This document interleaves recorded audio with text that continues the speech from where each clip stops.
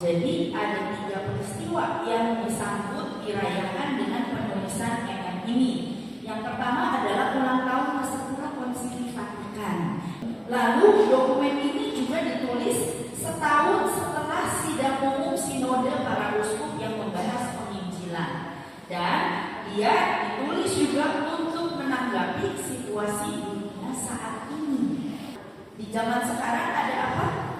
Perasaan tertekan karena ketakutan, kecemasan. Walaupun ada pengharapan, tapi ada ketakutan, ada kecemasan.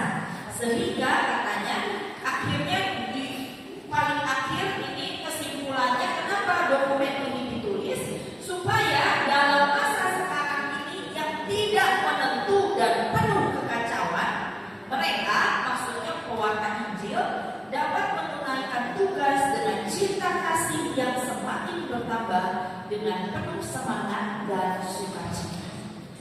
Pertanyaan yang jadi bahan permenungan Paus dan coba dijawab oleh dokumen ini. Apakah Injil masih punya kuasa yang sama dulu dan sekarang di tengah zaman yang makin tidak menentu ini? Apakah artinya Injil kehilangan kuasanya karena zaman udah semakin susah? Atau harusnya bisa tetap powerful dulu 2000 tahun yang lalu dan sekarang harusnya tetap powerful. Lalu bagaimana caranya kita bisa mewartakan Injil di zaman sekarang ini? Ini yang akan coba dijawab oleh dokumen ini. Jadi ini tadi yang digarisbawahi apa? Penyampaian pesan Injil bukanlah merupakan suatu sumbangan sukarela. Bukan gereja bilang aku sukarela aja deh buat dunia, aku kasih pewartaan Injil. Bukan. Tapi justru ini tugas gereja, ini kewajiban gereja. Siapa gereja? Kita semua. Siapa penginjil yang pertama, yang mula-mula yang membawa kabar gembira? Yesus. Dia yang membawa kabar gembira kepada dunia ini. Maka ini yang Yesus wartakan, kerajaan Allah dan keselamatan bagi umat manusia. Kalau kita masuk kerajaan Allah, kita akan mengalami kebebasan batin. Kita tidak lagi merasa terkungkung atau merasa terpengaruh oleh dunia luar, tapi kita bisa mengalami kebebasan batin. Tiap-tiap individu harus memperolehnya dengan apa? Perjuangan. Jadi ada yang pernah bilang gini, katanya keselamatan itu tersedia bagi semua orang. Itu gratis, tapi harganya mahal. Jadi sebetulnya kita Tuhan sudah kasih secara gratis, tapi bukan berarti keselamatan itu murahan. Lalu bagaimana cara Yesus mewartakan pesan-pesan ini? Ada 3 caranya. Ya, yang pertama dia berkhotbah. Lalu lewat apa Bapak Ibu? Tanda-tanda. Ya. Lalu apalagi? Lewat kesaksian hidup. Yesus nggak cuma omong, nggak cuma ngajar, tapi nggak melakukan. Tapi Yesus naik ke surga, jadi dia memberikan tugas itu kepada para muridnya untuk juga mengajar, mewartakan kabar baik kepada orang-orang lainnya, kepada seluruh dunia. Maka dia bilang pergilah sampai ke ujung dunia, kan? Gak cuma Yehuda Samaria sampai ke ujung dunia. Mewartakan Injil ini merupakan panggilan khusus gereja. Dan kita lihat ya, ini adalah suatu kewajiban. Gereja itu menjaga pewarta Injil, lalu gereja juga mengutus para pewarta Injil. Jadi ini seperti mata rantai yang terus menerus. Yesus lalu menurunkan kepada gereja dan itu berputar terus ya. Kita menginjili orang itu jadi pewarta Injil, tapi kita sendiri juga harus terus-menerus menginjili diri sendiri. Bagi gereja, evangelisasi berarti membawa kabar baik kepada segala tingkat kemanusiaan.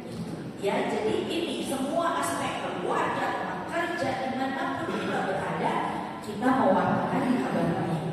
Lalu dikatakan ini, melalui pengaruh Injil, ya, untuk apa sih kita mewartakan kabar baik? Melalui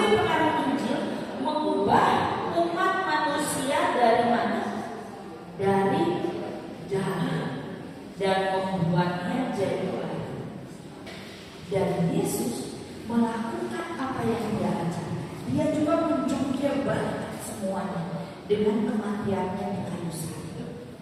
Tapi kalau setelah itu dia naik dengan mulia, dia bangkit dengan mulia. Jadi pertama, evangelisasi dilakukan lewat kesaksian hidup. Itu yang pertama. Tadi perlu kesaksian hidup, tetapi tidak cukup kalau cuma lewat kesaksian hidup. Perlu apa? Perlu dijelaskan lewat pewartaan tentang Yesus. Jadi kita juga perlu jelaskan siapa Yesus itu, karena Yesus yang membuat saya seperti ini. Jadi orang tahu, oh iya ya keren kayak begini sikapnya, tapi harus tahu juga sumbernya. Kita harus bawa mereka, perkenalkan mereka kepada Yesus. Intinya bahwa evangelisasi itu adalah suatu proses yang kompleks karena melibatkan banyak hal ini, ya.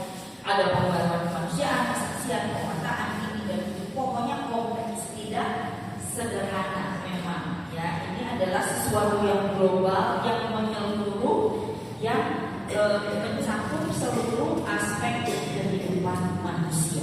Ini kesimpulannya. Di evangelisasi ini ada unsur pokok dan unsur sekunder. Ada yang utama, ada yang sekunder, ya, bukan yang utama. Isi evangelisasi pertama-tama tentang Allah Bapa, lalu tentang putranya yang mau turun ke dunia menjadi manusia, lalu tentang kita yang setelah menerima keselamatan itu kita nggak binasa, tapi beroleh hidup yang kekal. Nah, ini isi evangelisasi.